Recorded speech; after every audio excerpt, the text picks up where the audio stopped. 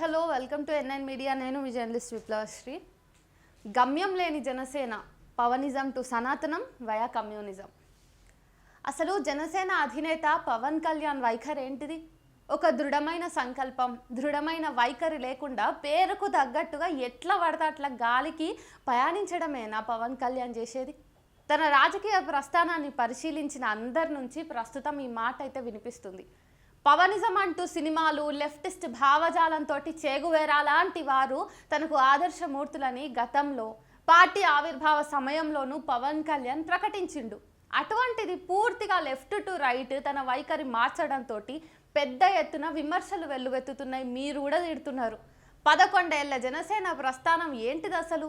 11వ ఆవిర్భావ సభలో జనసేన అధినేత పవన్ కళ్యాణ్ పార్టీకి దిశానిర్దేశం చేసిందేంటిది? అధినేత పవన్ కళ్యాణ్ సందేశంపై ఎన్నో ఆశలు పెట్టుకొని ఆవిర్భావ వేడుకకు భారీగా తరలి వచ్చిన జనసైనికులకు నిరాశ ఎదురైంది కదా. 4 భాషలలో 4 ముక్కలు మాట్లాడి బహుభాషా ప్రావీణ్యాన్ని కనబరిచిన పవన్ కళ్యాణ్ భవిష్యత్తులో పార్టీ అడుగులేంటిది అసలు? చేపట్టబోయే కార్యక్రమాలు ఏంటివన్నది చెప్పకపోవడం, ప్రస్తుతం కూటమి ప్రభుత్వంలో భాగస్వామిగా ఉన్న జనసేన అధినేత కూటమిలో భాగంగా ప్రజలకు ఇచ్చిన హామీల ప్రస్తావన తేకపోవడం, కనీసం వాటి అమలు ఏ విధంగా ఉన్నదన్న సంగతి చెప్పకపోవడం చాలా నిరాశ. తాము అధికారంలో ఉన్నామనే భావంతోనే ఆవిర్భావ సభను జయకేతన సభగా నిర్వహించారు. కానీ పార్టీ భవిష్యత్తును నిర్దేశించలేకపోయారన్నది విశ్లేషకుల నుంచి వినిపిస్తుంది. జాతీయ పత్రికలు కూడా పవన్ వైఖరిని ఎండగట్టినాయి. సనాతన ధర్మము, జాతీయవాదం సడన్గా ఎందుకు పుట్టుకొచ్చినాయి అన్న ప్రశ్నలకు పార్టీ ఆవిర్భావ సభ వేదికగా పవన్ సమాధానం ఇచ్చే ప్రయత్నం చేసిండు. చిన్నతనం నుంచి ఇంట్లో రామజపం చేసేవాడినంటూ చిన్ననాటి పరిస్థితులు, నాటి అనుభవాలు, ఇంట్లో సంగతులు పవన్ చెప్పుకొచ్చిండు. చేగువేరా లాంటి వారి నుంచి కూడా తాను భిన్నత్వంలో ఏకత్వం లక్షణాన్ని చూసినానని, తనది మొదటి నుంచి సనాతన ధర్మమేనని తేల్చి చెప్పిండు. అయితే గతంలో పవన్ వివిధ సందర్భాలలో చెప్పుకొచ్చిన కమ్యూనిజం ఇప్పుడు ఎట్లా పోయింది, ఎక్కడ పోయింది, దానికి కారణం ఏంటనే ప్రశ్నలు కూడా ఎదురుగా బాణాలుగా దూసుకొస్తూనే ఉన్నాయి. ఏదైనా ఇప్పుడు పవన్ సనాతన ధర్మ సారథి, దానికే కట్టుబడతారన్నది ఆయన చెబుతున్న మాటే. కూటమిగానే మరో 15 ఏండ్లు ఉంటాడా మరైనా? ఏ రాజకీయ పార్టీ అయినా తాము సొంతంగా అధికారంలోకి రావాలనే కోరుకుంటుంది, అవునా కదా? ప్రస్తుతం ఇంకొక పార్టీతోటి భాగస్వామ్యంలో ఉన్నా కానీ పార్టీ వేదికపై మాట్లాడేటప్పుడు భవిష్యత్తులో ఒంటరిగా గెలుస్తామని, అధికారం తమదేననే దిశలోనే అధినేత ప్రసంగాలు చేస్తారు. మొన్నటి జనసేన పిఠాపురం సభలో అట్లాంటిది కనిపించనే లేదు. ఇంకో 15-20 ఏండ్ల పాటు వైసీపీకి అధికారం రాదని, కూటమి రాష్ట్రాన్ని ఏలుతుందనే జనసేన అధినేతతో సహా పార్టీ నాయకులు అందరు చెప్పుకొచ్చిర్రు అని వాళ్ళు గెలుస్తాము ఒంటరిగా అని చెప్పలేదు. గత పార్టీ సభలలో కార్యకర్తల నుంచి సీఎం నినాదాలు మిన్నంటినాయి. ఈసారి ఆ నినాదాలు రాకుండా జాగ్రత్త పడ్డారు. కూటమి ధర్మాన్ని పాటించాలనుకున్నారో, లేకపోతే అధికారంలోకి వచ్చి సంవత్సరం కూడా కాలేదనుకున్నారో ఏమో కానీ పార్టీ భవిష్యత్తు ప్రణాళిక ఎక్కడ కూడా కనిపించలేదు. చంద్రబాబు ముఖ్యమంత్రిగా కూటమి ప్రభుత్వం మరో దశాబ్దం పాటు రాష్ట్రాన్ని పాలించాలని, అందుకు అనుగుణంగానే పని చేసుకుంటూ పోదామన్న భావననే జనసేనాని మాటలల్లా కనబడ్డది. వైసీపీ నేతల మీద విసుర్లు, చలోక్తులతో సాగిన పవన్ ప్రసంగంలా పార్టీ శ్రేణులు ఆశించిన విషయం మాత్రం ఏదో మిస్ అయ్యింది. కాపుల ఆశలు నెరవేరేనా, బీజేపీ డైరెక్షన్లలో జనసేన పోయేనా అని చెప్పేసి అందరికీ డౌట్, అనుమానం. రాజ్యాధికారం దిశగా అడుగులు వేయాలని కాపు సామాజిక వర్గం ముందు నుంచి ఆశ కనబరుస్తూనే ఉన్నది. దాన్ని నెరవేర్చుకునేందుకు పవన్ సారథ్యంలోని జనసేనకు ఆ సామాజిక వర్గం అండగా నిలబడ్డది. తమ కాపు నేత పవన్ను ముఖ్యమంత్రిగా చూడాలని, అప్పుడే కాపులకు రాజ్యాధికారం వచ్చినట్టు అని చెప్పి వాళ్ళు భావిస్తూనే ఉన్నారు. మరి దీన్ని ఏం చేస్తాడు పవన్? అయితే పవన్ కళ్యాణ్లో మాత్రం ఆ భావన గింత కూడా కనిపిస్తలేదు. తొందరపాటు ఉన్న వారిని తను కోరుకోవడం లేదని, బలమైన మనస్తత్వం, దేశభక్తి ఉన్నవారు తన వెంట నడవాలని కోరుకుంటున్నానని జనసేనాని తెగేసి చెప్తున్నాడు.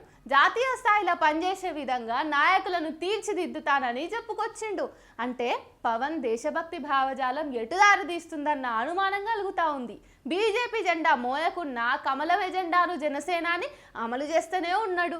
అదే భావాలతోటి ముందుకెళ్తున్నాడు. దక్షిణాదికి బీజేపీ కీలక ప్రతినిధిగా వ్యక్తిగా పవన్ కళ్యాణ్ మారతారనే వాదన బలంగా వినిపిస్తూనే ఉన్నది. అందుకు తగ్గట్టుగానే తమిళనాడులో డిఎంకే వ్యతిరేకిస్తున్న త్రిభాషా సూత్రాన్ని సమర్థించుకుంటా ఆ పార్టీ పైన విమర్శలు గుప్పించిండు. దేశంలో అందరూ అన్ని భాషలు నేర్చుకోవాలని సూచించిండు. వెంటనే పవన్ వ్యాఖ్యలకు సినీ నటుడు ప్రకాష్ రాజ్ తనదైన శైలిలా జవాబు కూడా ఇచ్చిండు. మాతృభాష మీద తమిళులకు అభిమానం ఉండడం తప్ప అంటూ ప్రశ్నించిండు కూడా. ఎంఐఎం పార్టీని, గోద్రా వంటి గత సంఘటనలను కూడా ప్రస్తావించిన పవన్ తనలోని హిందుత్వ భావజాలం ప్రదర్శించుకుంటేనే కమలం హిడెన్ ఎజెండాను అమలు చేస్తున్నాడా ఏంది అని అనిపించింది. దక్షిణాది మీద ఉత్తరాది ఆధిపత్యం మీద వైఖరి మారిందా లేదా అన్నది కూడా నా మాటల్లో వినొచ్చు మనం. దక్షిణాది పైన ఉత్తరాది పెత్తనం కొనసాగుతుందా అంటే తమిళనాడు హిందీ విషయంలో చేస్తున్న పోరాటము, డీలిమిటేషన్ పేరిట దక్షిణాది రాష్ట్రాలలో ఎంపీ సీట్ల సంఖ్యను తగ్గిస్తారన్న వాదన రోజు రోజుకు బలపడుతూనే ఉన్నది. ఈ సమయంలో పిఠాపురం వేదికగా పవన్ కళ్యాణ్ చేసిన వ్యాఖ్యలు చర్చకే దారితీస్తున్నాయి.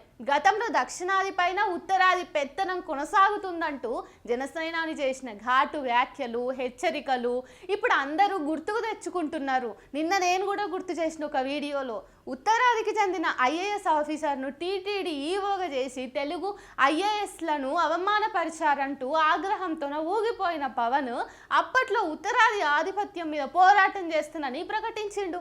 మరి ఇప్పుడు ఉత్తరాది దక్షిణాది ఆంతర్యం ఏందని, దేశమంతా ఒక్కటేనని చెప్పడం, మాటలతో ఊగిపోవడం చూస్తుంటే జనసేనానికి ఒక సిద్ధాంతం ఉన్నదా? అసలు ఊసరవెల్లి లెక్క తన అభిప్రాయాలను పవన్ మార్చేసుకుంటూనే ఉంటాడా?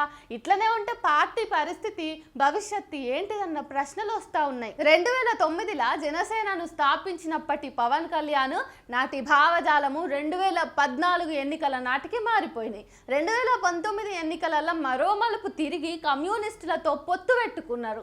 ఒంటరి పోరుతోన దిమ్మదిరిగిన ఆ ఫలితాలతోన మళ్ళా తన వైఖరిలో మార్పు తెచ్చుకున్నాడు. వామపక్ష భావజాలం నుంచి పూర్తిగా బీజేపీ భావజాలంలోకి మారిపోయి ఆ పార్టీతోన పొత్తు అన్నాడు. ప్రస్తుతం కూటమితోన పార్టీకి అధికారం కూడా తోడైనా జనసేన పార్టీని అధినేత పవన్ ఎటు తీసుకెళ్తున్నాడో ఏమో, పార్టీ సిద్ధాంతాలు ఏంటియో ఏమో అనే ప్రశ్నలకు పవన్ కళ్యాణే జవాబు చెప్పాలి.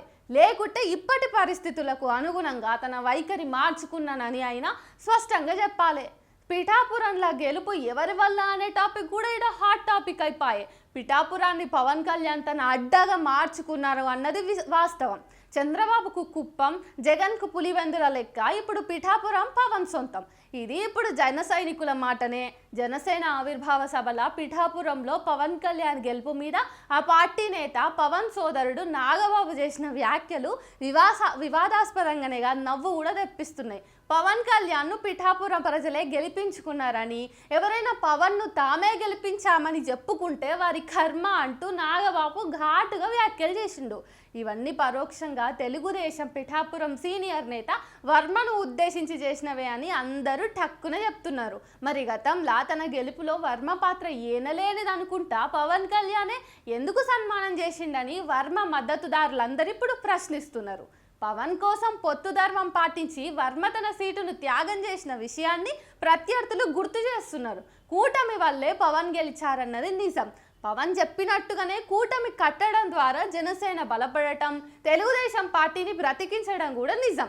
ఏదేమైనా జనసేన భవిష్యత్తు కార్యాచరణ ఏంటిదన్నది దిశానిర్దేశం చేయకుండా పార్టీ ఆవిర్భావ సభ ముగించడం అనేది మాత్రం లోటును మిగిలిస్తూనే ఉన్నది. అనేక ప్రశ్నలకు తావు తీస్తూ ఉన్నది. మరి ఇంతకీ పవన్ కళ్యాణ్ అన్న ఏం చెప్తాడు, ఆయన భావజాలం ఏంది అన్నది మీడియాకి చెప్పాలనా లేదా? కనీసం వాళ్ళ పార్టీ జనాలు ఎవరైతే సైనికులు ఉన్నారో వాళ్ళకన్నా చెప్పకపోతే అరే నాయనా ఇజ్జత్ ఉంటుందా ఊడుతుందా అన్నది పవన్ కళ్యాణ్కి ఎవరైనా చెప్పురి పాపం.